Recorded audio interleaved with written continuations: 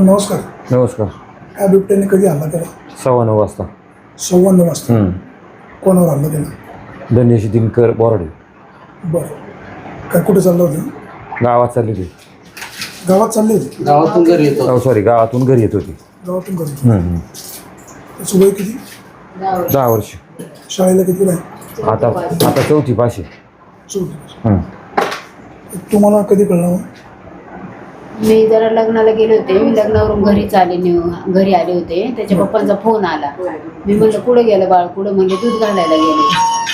म्हणून टाइम का झाला म्हणून मी फोन करायला गेले तर त्यांचाच फोन आला. पण ते माझ्या संग बोलूच शकले नाही कारण हिला कसं सांगायचं पोराला वागाने धरलं म्हणजे 2 मिनिटं थांबा जरा. सुरेश वाणी आले. खूपच होते. मी होतो. तुम्ही होते? काय तुम्ही गावात कशाला गेले? गावात चालले होते? गावातून घरी येतो. अच्छा, गावातून घरी असं. शिरोली गाव ते सोसायटी मध्ये हे डांबरी रस्त्याने? डांबरी रस्त्याने म्हणजे 10 फूट सुद्धा नाही. लाईटी आहेत वरून. झडप मारली?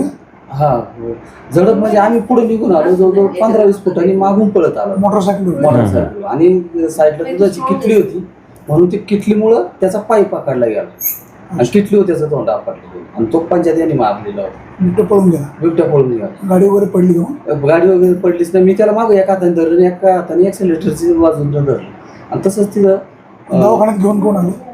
दवाखान्यात मीच होता. वन खात्याचं कोणी नव्हतं? हा, वन खात्याचे आलेत नाही. इथं आले का तिथं आले? तिथं आले. तिथं आले. तिथं बी आले. तिथं बी आले. मला तुझं काय नाव? धनेश दिनकर बोराडे. शाळेला किती आहेस? 5. काय झालं नेमकं? आम्ही गावातून सोसायटीकडे जात होतो आणि मोटरसायकल होतो. पप्पा गाडी चालत होते. मागून काहीतरी हळूहळू आवाज आला. मी मागं बघितलं तो वाघ होता. मी मोठ्याने आरडलो वाघ. त्याने माझा पायाला जरा नखेवर काढली. तिथं एक घर होतं जवळ. आम्ही तिथं गेलो तर त्यांनी आहे ना आम्हाला दवाखान्यात नेलं आणि आम्ही तिथून इथवर आलो. कुठल्या दवाखान्यात गेले अगोदर? राऊत सरांच्या दवाखान्यात. खाजगी दवाखान्यात? खासगी दवाखान्यात. इकडे कोण घेऊन आलं? विभागाची गाडी. वन विभागाची? वन विभागाची. त्यांना कोणी कळवलं? त्यांना ते गावातल्या लोकांनी. माझा तब्येत तुझी बरी आहे ना? हो. अवश्य. तुम्ही काय सांगाल आता बिबट्याचा हल्ला? बिबट्या काही तालुक्यातला कमी होत नाही, हल्ले तर होतातच. हो, खूप. आता एवढ्या महिन्यात आमच्या गावात खूप हल्ले झालेले आहेत लोकांवर आणि आम्ही राहतो तिथं पण घरापाशी आमच्या आजीने सुद्धा एकदा बघितलेला आणि येतोच आहे ना तसा. आणि याचं काहीतरी केलंच पाहिजे ना. बंदोबस्त केलाच पाहिजे. मला तुझं पूर्ण नाव काय? धनेश दिनकर बोराडे. वय वर्ष? 10. शाळेला कितवीला? 5वी. 5वीला. बरं, चल काळजी घ्या. तुम्हाला काय सुचवायचंय का वन खात्याला? काय सुचवायचं? आता 4 हल्ले झाले. आता त्यांनी पण त्याच्याकडे लक्ष दिले पाहिजे जरा. कारण आम्हाला तिथून गावामध्ये आम्ही शेतात राहतोय. गावात येणं जाणं आमचं सारखं असतंच.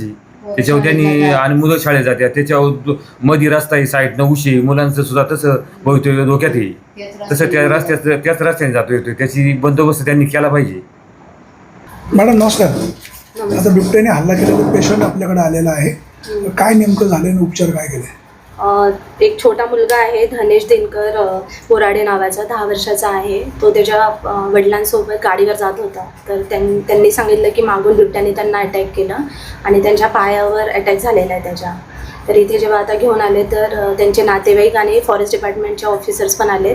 तर त्यांनी आपल्या आर एस नारायणगावमध्ये आले आणि आपण मग आता त्याच्या वूंडमध्ये इंजेक्शन्स हे केलेले आहेत. त्याला जे इमर्जन्सी मॅनेजमेंट आहे ते सगळे इंजेक्शन्स पण आपण त्याला दिलेले आहे. आता अँटीबायोटिक्स पण दिलेले आहेत आणि आता पुढच्या उपचारासाठी प्रकृती स्टेबल आहे? हां, तो स्टेबल आहे. जखम थोडीशी आहे मोठी. खोल जखम? हां, खोल जखम आहे थोडी. मोबाईलमध्ये आहे. मॅडम नमस्कार. नमस्ते. शिरोली बुद्रुकमध्ये बिबट्याने हल्ला केलेला त्या मुलाला तुम्ही दवाखान्यामध्ये आणलेले. काय नेमकी परिस्थिती काय सांगाल? काय उपाययोजना केली? आता सद्यस्थितीमध्ये आपण दवाखान्यात आणलेला आहे. डॉक्टर उपचार करत आहेत. त्यांना काही जे औषध उपचारांची गरज आहे किंवा सिरम वगैरे काय आहे ते देत आहेत डॉक्टर. आणि ह्याच्यापूर्वी पण तिथे घटना घडल्या होत्या त्याच गावामध्ये त्याच लोकेशनला. तर आपण जवळजवळ 4 पिंजरे आता तिथे ॲक्टिव्ह आहेत. उद्या आपण त्या पिंजऱ्यांचं लोकेशन चेंज करून अजून एखादा पिंजरा वाढवून आपण जरा थोडंसं बिबट म्हणजे लवकरात लवकर जेर बंद होईल याबाबत उपाययोजना करायचं नियोजन आहे.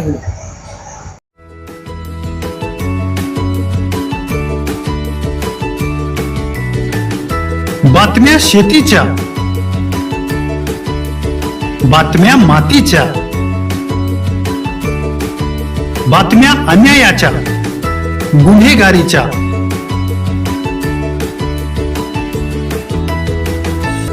राजकारणाच्या आणि समाजकारणाच्या, शोषणाविरुद्ध बुलंद आवाज, जनसामान्यांच्या हुंकाराची गाज, सत्कार्याला प्रोत्साहन, दुष्कृत्याला अनुशासन, निर्भीड, निस्पृह, सडेतोड, बेधडक आणि रोखटोक म्हणजेच विघ्नहर टाइम्स. शोध बातमीचा, ध्यास सत्याचा. आपलं चॅनल, आपली बातमी. सबस्क्राईब तर कराच, पण बेल आयकॉनवर क्लिक करायलाही विसरू नका.